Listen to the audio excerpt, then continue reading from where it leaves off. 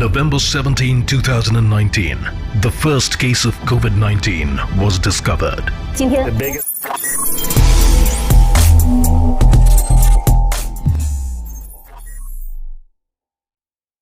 स्वागत है आप सभी का। मैं अभिषेक मालवीय और आप देख रहे हैं MP24 से न्यूज। रुक करते हैं आज की मुख्य खबरों की ओर। ग्वालियर चुनाव खत्म होने के बाद बाहर निकला मामा का बुलडोजर। ग्वालियर थाना क्षेत्र के मेवाती मोहल्ला जगनापुरा में जेल में बंद आदतन अपराधी लल्ला जाटव के मकान पर चला बुलडोजर। अभी हाल ही में लल्ला जाटव ने चाकू मारकर राकेश रोधी नाम के युवक की बेरहमी से हत्या कर दी थी। पुलिस ने अभी एक सप्ताह पहले ही उसे गिरफ्तार कर जेल की सलाखों के पीछे भेजा है। लल्ला का इलाके में टेरर है। पुलिस ने प्रशासन ने उसके अवैध मकान पर बुलडोजर चलाकर ढहा दिया है। मौके पर मौजूद एडिशनल एसपी अभिनव चौकसे ने बताया कि पुलिस एक बार फिर गुंडे बदमाशों की कुंडली खंगालने में लग गई है, जिसकी भी अवैध संपत्ति होगी, जिन्होंने अपराध की दुनिया से अवैध पैसा कमाकर संपत्ति अर्जित की है, उनके खिलाफ अब चुनाव खत्म होने के बाद बुलडोजर लगातार चलता रहेगा।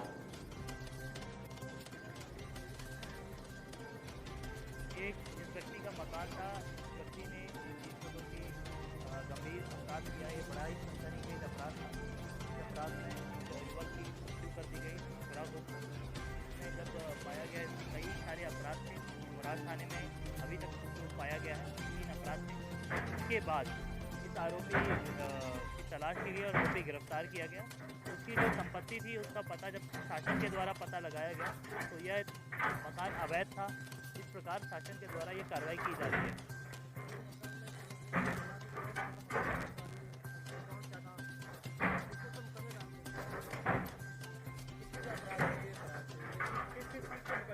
इसमें अन्य अपराध थे। इसमें मारपीट के अपराध थे, गुंडा टाइप के अपराध थे, बॉडीली ऑफेंस के अपराध थे। इसमें जो अन्य आरोपी हैं उनसे चोरी के भी अपराध हैं। तो बाकी सबको भी अभी इसमें 2 आरोपी शेष हैं, उनको भी पकड़ा जाएगा और ऐसी कार्रवाई की जाएगी जिससे ऐसे अपराध दोबारा कोई ना करे। जबकि घटना दिनांक हुई सभी के फरार कर रहे हैं कि अभी लगी हुई है, साइबर के माध्यम से जुड़ा जा रहा है। ग्वालियर के बहोड़ापुर थाना क्षेत्र के अंतर्गत किले के ऊपर एक युवती के साथ बलात्कार करने का मामला सामने आया है। आरोपी युवक युवती का दोस्त है और लंबे समय से शादी का झांसा देकर उसका शारीरिक शोषण कर रहा था। फिलहाल बीते रोज युवती ने पुलिस से शिकायत की है, जिसके बाद आरोपी युवक पर मामला दर्ज कर उसकी तलाश शुरू कर दी गई है। जानकारी के मुताबिक पीड़ित युवती और भिंड जिले का रहने वाला आरोपी आफताब अहमद कुछ समय पहले मिले थे और दोनों में दोस्ती हो गई, जिसके बाद प्रेम हो गया। आरोपी युवक ने युवती से शादी का वादा कर उसे अपने झांसे में लेकर कई बार शारीरिक संबंध बनाए। इस बीच आरोपी युवक पीड़ित युवती को किले पर ले गया और शादी का झांसा देकर उसके साथ बलात्कार किया और बाद में शादी करने से मुकर गया, जिस पर युवती ने बहोड़ापुर थाना पुलिस से शिकायत की है और पुलिस ने आरोपी युवक पर मामला दर्ज कर लिया है और उसकी तलाश शुरू कर दी है। दूसरों का मामला है, इसमें किले पर किया गया है। महिला द्वारा यह सूचना प्राप्त हुई थी और इस आवेदन की जैसे प्राप्त हुआ, इस पे जांच की गई तो पाया गया कि यह महिला को शादी का वो देके झांसा देके इसके साथ गलत कार्य हुआ है और दुष्कर्म हुआ है और इसका घटनास्थल किला था। तो यह इस सूचना पर FIR दर्ज कर ली गई है। आरोपी की तलाश जारी है और जल्द ही उसको गिरफ्तार कर लिया जाएगा। जो महिला है वह बहोड़ापुर थाना क्षेत्र की रहने वाली है और जो आरोपी है वो भिंड जिले का रहने वाला है। भिंड जिले के रौन कस्बे में विगत जून के महीने में डकैती की एक बड़ी वारदात को अंजाम देकर ग्वालियर में छिपे 3 शातिर बदमाशों को पुलिस ने देर रात मेला ग्राउंड के पास से दबोचा है।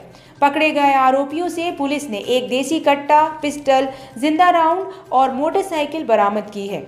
ग्वालियर एसपी ऑफिस परिसर में पुलिस अधिकारियों द्वारा पूरे मामले की जानकारी देते हुए बताया गया कि गत रोड गोले का मंदिर थाना पुलिस ने मेला ग्राउंड के पास से संदिग्ध रूप से घूम रहे 3 व्यक्तियों को जब पकड़ा गया और उनके कब्जे से अवैध हथियार मिले तो पुलिस ने उनसे सख्ती से पूछताछ की, जिसमें आरोपी ने बताया कि उन्होंने जून महीने में रौन कस्बे में डकैती की वारदात को अंजाम दिया था और पुलिस से छिपने के लिए ग्वालियर आ गए थे तथा ग्वालियर के थेटी पर थाना इलाके के विवेक नगर में रह रहे थे। पुलिस ने जब इनके घर की तलाशी ली तो चोरी का सोना भी बरामद हुआ। पकड़े गए आरोपियों की पहचान शुभम तोमर और संजीव बाथम के रूप में हुई है। साथ ही इनका एक अन्य आरोपी भी पुलिस के हाथ लगा है, जिसके कब्जे से पुलिस ने धारदार हथियार बरामद किया है। पुलिस द्वारा आरोपियों से पूछताछ के बाद भिंड एसपी और रोन थाना पुलिस को भी मामले की जानकारी दे दी गई है। इसके साथ ही पुलिस आरोपियों से पूछताछ कर रही है कि वे ग्वालियर में किस वारदात को अंजाम देने आए थे।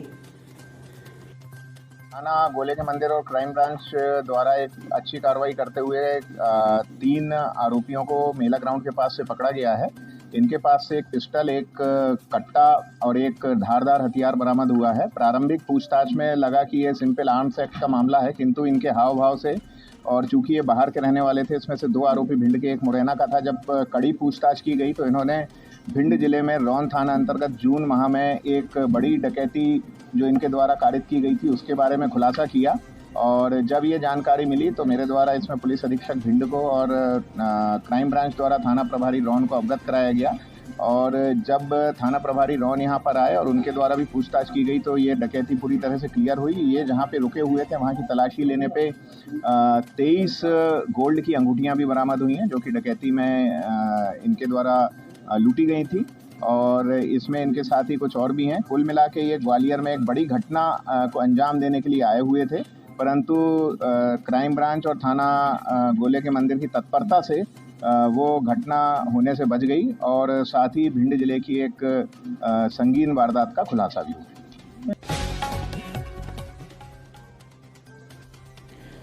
विज्ञान से सांसारिक वस्तुओं का आविष्कार किया जाता है, ऐसे ही आध्यात्म की खोज है।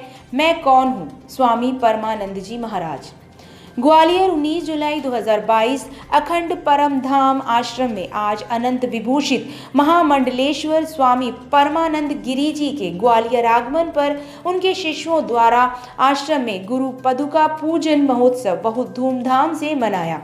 स्वामी जी ने अपने प्रवचन में भक्तों को आध्यात्म के गूढ़तम रहस्यों को बहुत ही सरलता से समझाते हुए चित्त की जागृत स्वप्न सुषुप्ति अवस्थाओं के बारे में एक कपड़े की गांठ लगाकर समझाया कि जैसे हमें गांठ दिखती है परंतु जिस कपड़े से गांठ बनती है वो नहीं दिखता, ठीक ऐसे ही उस साक्षी का बोध नहीं होता, वो अदृश्य है। परंतु गुरु के सानिध्य में साधना की गहराइयों में उतरकर चित्त की उस चौथी अवस्था तुरीय का जो बोध होता है वही साक्षी है। उन्होंने कहा, भारत के सदग्रंथों ने, सदगुरुओं ने जो बताया है वो आध्यात्म का ऐसा रहस्य है जो विश्व के किसी कोने से और किसी और ने नहीं बताया। सदगुरु के परम शिष्य महामंडलेश्वर स्वामी ज्योतिर्मयानंद जी ने अपने प्रवचन में कहा कि हमें कृतज्ञ होना चाहिए उस परमात्मा को जिसने हमें आंख दी, प्रभु की इस सुंदर सृष्टि को देखने के लिए कान दिए, गुरु के उन दिव्य वचनों को सुनने के लिए हम धन्य भागी हैं, परंतु जो हमें सहजता से मिल जाता है उसकी कीमत नहीं जानते। अखंड परम धाम सेवा समिति के महासचिव श्री पवन कुचिया जी ने बहुत ही हृदय स्पर्शी गुरु भजन सतगुरु तेरे चरणों की रज धूल जी मिल जाए प्रस्तुत कर गुरु भक्तों को भाव विभोर कर दिया एवं बहुत ही कुशलता से कार्यक्रम का संचालन किया। हरिद्वार आश्रम से पधारी महामंडलेश्वर साध्वी दिव्य चेतना जी ने सुंदर गुरु भजन सुनाकर श्रोताओं की आंखें नम कर दी। सतगुरु का आशीर्वाद लेने वालों में व्यवस्थापक स्वामी लक्ष्मणानंद जी, पूर्व मंत्री श्री नारायण सिंह कुशवाहा, संरक्षक मनोहर रोहिरा, शिवलाल गांधी, अध्यक्ष धर्मवीर भिलवार, कोषाध्यक्ष हरि सिंह, समिति कल्याणकारिणी सदस्य रमेश चंद्र राय, वीरेंद्र सिंह राय, सिंह कुशवाहा, हरीश मतानी, दीपक कुकरेजा, दिनेश बखरू, मीडिया प्रभारी चंद्र प्रकाश उपाध्याय, मनोज उपाध्याय, रेखा कुचिया, समर्थ भाई, रामकिशोर शर्मा, देवेंद्र सिंह, पार्षद पी शर्मा जी, संत अनिल जी सहित भिंड, मुरैना, ग्वालियर के सैकड़ों शिष्यों ने सद्गुरु से आशीर्वाद लिया।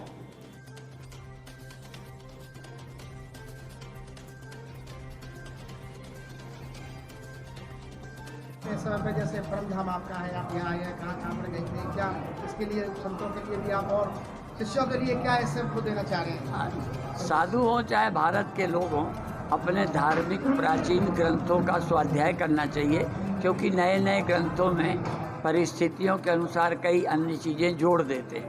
प्राचीन ग्रंथों कई बार तो ग्रंथों में भी लोग राजा जो हुए बीच में ऐसी चीज़ें लिखा दी जो अपने लाभ के लिए थी।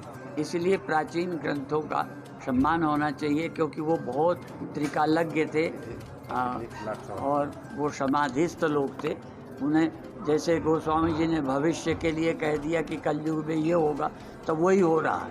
इसका मतलब वो केवल कवि नहीं थे, भविष्य दृष्टा भी। इसलिए उनके अनुसार हमें चलना चाहिए। महाराज जी, आखिरी सवाल ये है, आप कह रहे हो भाजपा का सहयोग रहा राम मंदिर में, लेकिन एमपी में तो संत लोग मरे थे भाजपा के राज में, तब से क्या हुआ? संत मरे थे, हमें याद दिलाओ, हम भूल जाते हैं। 1992 में हाँ, राम मंदिर बनाया गया। राम भाजपा सरकार का मध्य प्रदेश में बीजेपी गवर्नमेंट। हाँ, और हमें पता नहीं है, सही पता। धन्यवाद जी। आज प्रेस वार्ता आपने क्यों बुलाई?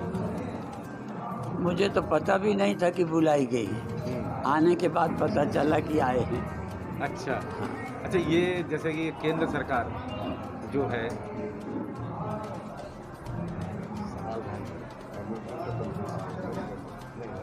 वर्तमान में पाश्चात्य की ओर आज का युवा जा रहा है, उस संबंध में आपका क्या कहना है?